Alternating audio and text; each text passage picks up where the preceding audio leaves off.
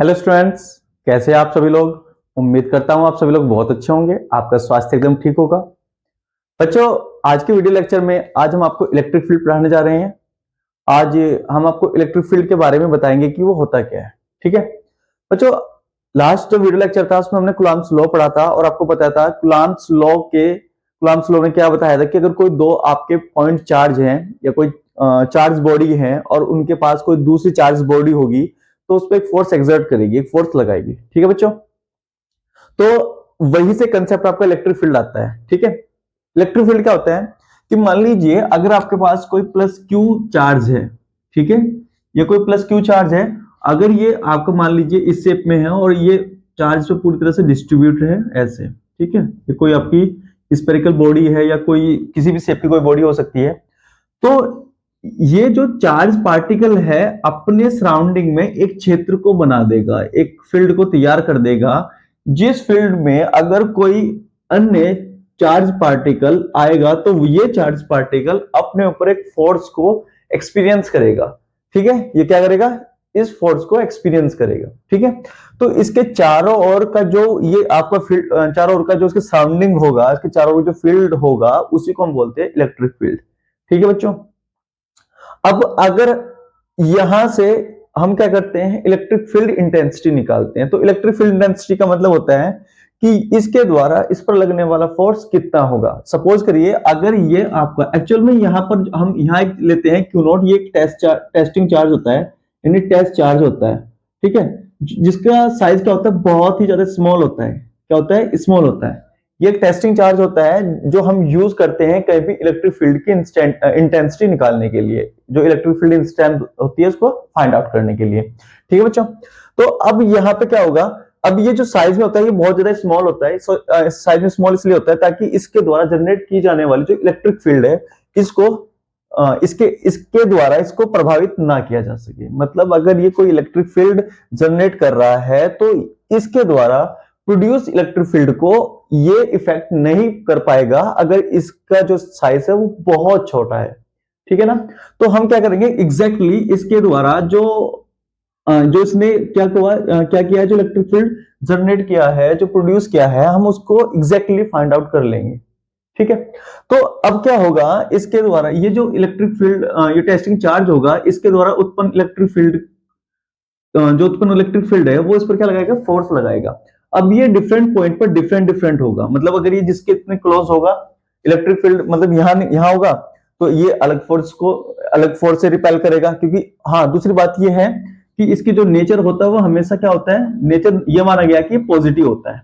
ऐसा माना गया कि इसका जो नेचर होता है पॉजिटिव होता है। तो ये जितना इसके नजदीक होगा तो इस चार्ज के द्वारा इस पर लगने वाला फोर्स भी उतना ही ज्यादा होगा। जैसे जैसे ये इससे दूर होगा तो वैसे वैसे ये क्या होगा, कम फोर्स लगाएगा। इसका मतलब इस पूरे फील्ड में हर एक पॉइंट पर इलेक्ट्रिक फील्ड क्या होगा, अलग अलग होगा। समझ में आई बच्चों बात। तो इसे बोलते हैं इलेक्ट्रिक फील्ड इंटेंसिटी या इलेक्ट्रिक फील्ड। अगर इसको हमें एग्जाम में लिखना है तो हम इसे कैसे लिखेंगे, चलिए आइए देखते हैं। देखिए बच्चों, अब इसे कैसे परिभाषित करते हैं, कि इसको कैसे डिफाइन कर रहे हैं। An electric field is the surrounding of a charge in which a test charge experience a force.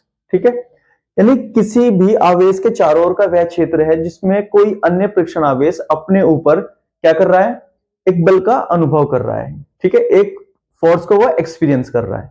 ठीक है, इसको बोलते हैं इलेक्ट्रिक फील्ड। अब बात करते हैं इलेक्ट्रिक फील्ड इंटेंसिटी की। तो इलेक्ट्रिक फील्ड इंटेंसिटी क्या होती है, देखिए अगर आपका यहाँ पे कोई प्लस क्यू चार्ज है और प्लस क्यू चार्ज के द्वारा ये आपने क्या किया है, इसके सराउंडिंग में इसका एक फील्ड है, एक क्या है, एक फील्ड है, और यहाँ पे क्या रखा हुआ है, एक आपको कोई टेस्ट चार्ज है।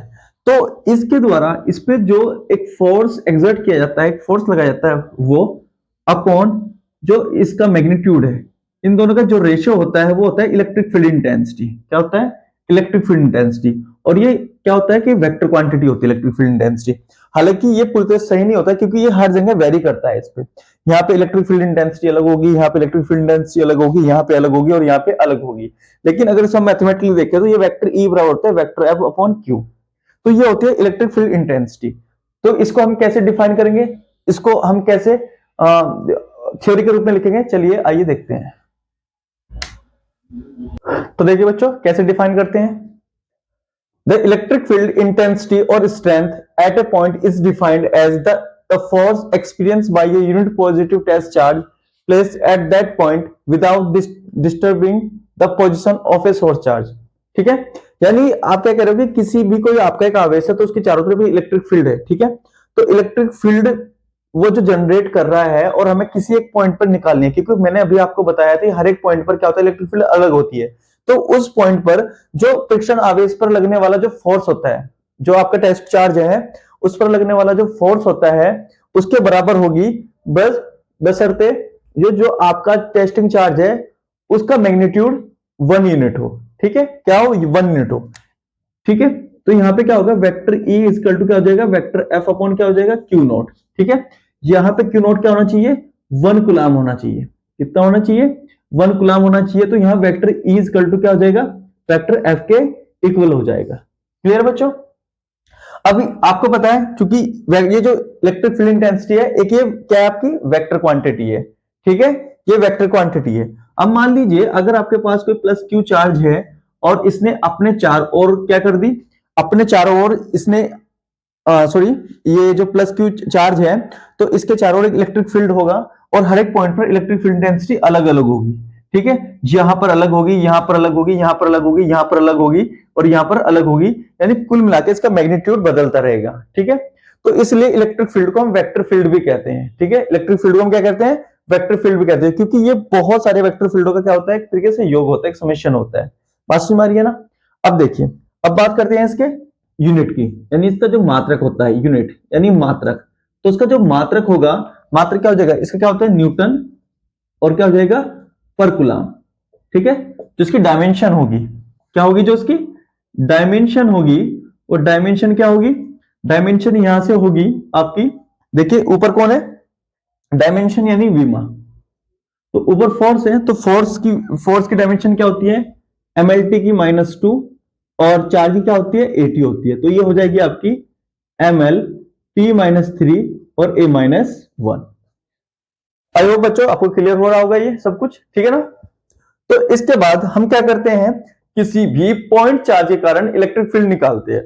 ठीक है, बाकी इस पे हम न्यूमेरिकल्स भी करेंगे, वो भी देखेंगे कि जो भी इसके डाउट्स होंगे वो भी सोल्व करने की कोशिश करेंगे। तो इसके बाद हम क्या करते हैं, किसी भी पॉइंट चार्ज के कारण इलेक्ट्रिक फील्ड निकालने की कोशिश करते हैं। ठीक है बच्चे, चलिए आइए देखिए बच्चों, अब हम क्या करेंगे, हम इलेक्ट्रिक फील्ड निकालते हैं ड्यू टू पॉइंट चार्ज। मैं क्या करता हूं, क्योंकि मैं बाइलैंग्वेज करा रहा हूं, तो मैं एक बार इसको पहले इंग्लिश लैंग्वेज में लिख देता हूं और फिर उसके बाद हिंदी में कर देंगे, तो जो बच्चा जिस मीडियम का होगा वो इजीली इस चीज को समझ जाएगा। ठीक है, पहले मैं आपको समझा देता हूं कि देखिए यहां पर आपका कोई पॉइंट है O, यहां पे क्या है, O पॉइंट है। इस पॉइंट O से स्मॉल r डिस्टेंस पर क्या है, स्मॉल r डिस्टेंस पर कोई पॉइंट आपका P है जिस पर हमें इलेक्ट्रिक फील्ड इंटेंसिटी निकालनी है। सपोज करते हैं कि यहां पर कोई प्लस क्यू आवेश रखा हुआ है, ठीक है ना, तो इस प्लस क्यू आवेश के कारण हमें क्या करना है, इस पी पॉइंट पर इलेक्ट्रिक फील्ड फाइंड आउट करना है। ठीक है, so for find out the electric field intensity we imagine that here a plus Q naught charge situated, क्या है कि यहां पे कोई प्लस क्यू नोट आवेश रखा हुआ है। ठीक है ना, तो अब क्या होगा, ये इस पर एक फोर्स लगाएगा। ठीक है, ये इस पे एक फोर्स लगाएगा, हम उस फोर्स का मैग्नीट्यूड निकाल देंगे और उस मैग्नीट्यूड निकालने के बाद उसको प्लस क्यू नॉट से क्या कर देंगे, हम उसको डिवाइड कर देंगे, तो इस पॉइंट पर हमारी इलेक्ट्रिक फील्ड इंटेंसिटी निकल जाएगी। ठीक है, चलिए देखते हैं। देखिए बच्चों, हम कैसे लिखेंगे, consider a point charge placed at point O, we want to determine the electric field, we want to determine its electric field, जो इसके कारण इलेक्ट्रिक फील्ड प्रोड्यूस होगी वो निकालना चाह रहे हैं। Its electric field at point P at distance r from it, for this imagine a test charge Q naught placed at a point P। यानी हमने यहाँ पे जो मैंने अभी आपको ऑरली बताया था उसको हमने ऐसे रिटर्न में लिखा है। देखो प्लस Q नॉट पे क्या करेगा, फोर्स को एक्सर्ट करेगा जिसकी डायरेक्शन होगी Q2 Q नॉट। ठीक है ना, तो सबसे हम पहले क्या करते हैं, according to Coulomb's law, according to Coulomb's law. ठीक है, क्या होगा यहां से, vector F is equal to हो जाएगा 1/4πε0, और यहां से क्या हो जाएगा Q into Q naught upon R square into R cap vector, ठीक है, जिसकी डायरेक्शन क्या होगी, यही होगी, इधर ही आर कैप, ठीक है ना। ये क्या होगी, टूवर्ड्स, अगर बात करें तो क्या होगी डायरेक्शन, टूवर्ड्स टूवर्ड्स पी, ठीक है। वैसे आपको जो आर है तो ये आर की डायरेक्शन क्या है, टूवर्ड्स पी है, ठीक है, वैसे हमने यहां से लिख दिया है। तो यहां से क्या हो जाएगा, वेक्टर ई बराबर इक्वल टू कितना हो गया, vector F upon Q naught. तो वेक्टर ई इक्वल टू कितना हो जाएगा, 1/4 पाई एप्सिलॉन नॉट, और Q upon Q naught upon कितना हो जाएगा, क्यू नॉट, और ये हो जाएगा upon R, R square, Q not से क्यू नॉट कैंसिल, साथ ही क्या है, वेक्टर आर कैप। तो यहां से हो जाएगा vector E equal to 1/4 pi epsilon naught, और हो जाएगा क्यू अपॉन आर स्क्वायर और वेक्टर आर कैप, ठीक है। अगर हम बात मैग्नीट्यूड की करें तो यहां से केवल मैग्नीट्यूड में क्या होगा, मैग्नीट्यूड में हो जाएगा E equal to 1/4 pi epsilon not Q upon R square, ठीक है फ्रेंड्स। तो ये यहां से आपको दिख रहा है कि किसी भी पॉइंट चार्ज के कारण जो इलेक्ट्रिक फील्ड आ रहा है वो आ रहा है E equal to 1/4 pi epsilon not Q upon R square. ये एप्सिलॉन थोड़ा सा मेरे से ऐसे ही बनता है बच्चों, उसको थोड़ा ध्यान रखना, एप्सिलॉन नॉट, ठीक है। अगर हम इसके बाद इसके ग्राफ की करें तो कैसे बनेगा, देखिए यहां से ग्राफ क्या होगा, अगर मैं इधर E लूं और इधर आपका R लूं, तो यहाँ पे क्या है आपको दिख रहा है, ये क्या है आपका कांस्टेंट है, क्यू कांस्टेंट है, इसका मतलब यहां से क्या हो जाएगा, E proportional to 1/r square, यानी आपका ये कर्व ऐसे जाएगा, ठीक है ना, ये इसका कर्व हो गया। तो ये बच्चों ये तो हमने देखा इंग्लिश लैंग्वेज में आपको कैसे लिखना है, अब हम इसको हिंदी में भी देख लेते हैं, चलिए आइए।